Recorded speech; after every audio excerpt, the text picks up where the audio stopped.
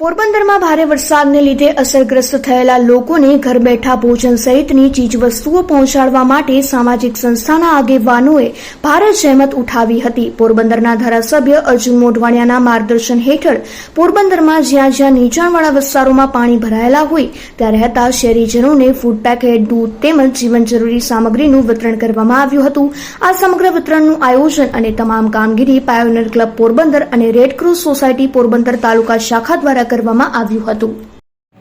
પોરબંદરમાં અતિ ભારે વરસાદ પડવાથી ઘણા લોકોના ઘરમાં પાણી ઘૂસી ગયું હતું અને ઘણા વિસ્તારોમાં પાણી ઘૂસી ગયું હતું, પણ એ લોકોની મદદ માટે થઈ અને એ લોકો પોતાના ઘરમાં પાણી ઘૂસી ગયું હોય તો જમવાનું પણ બનાવી શકતા નહોતા, એના માટે થઈ અને પાયોનિયર ક્લબ અને રેસકોર્સ સોસાયટી તાલુકો એ બંને સંસ્થાએ સાથે મળી વહીવટી તંત્રના સંકલનમાં રહી અર્જુનભાઈ મોઢવાડિયાના માર્ગદર્શન હેઠળ અમે 2 દિવસ પહેલાં લુહાણા મહાજન મંડી એટલે કે ભદ્રકાલીમાં ફૂડ પેકેટનું ચાલુ કરેલું। ત્યાં અમે પહેલે દિવસે 1000 થી 1200 ફૂડ પેકેટ એટલે પૂરી અને શાક, દૂધના પેકેટ એ બધું થઈ બોખીરામાં, છાયા વિસ્તારમાં, રાજીવનગરમાં ત્યાં વિતરણ કરેલું હતું।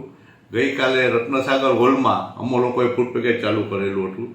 રત્નસાગર હોલમાંથી ગઈ વખતે સવારના 1000 ફૂડ પેકેટ, જેમાં છોલે અને પૂરી, અને સાંજે 1000 ફૂડ પેકેટ ખીચડી એ અમે વિતરણ કરેલું હતું। અને આજે પણ અત્યારે 700 ફૂડ પેકેટ અમે બનાવીએ છીએ અને આજ સાંજે પણ 700 થી 800 ફૂડ પેકેટ રત્નસાગર હોલમાં બનાવશું અને વિતરણ કરશું।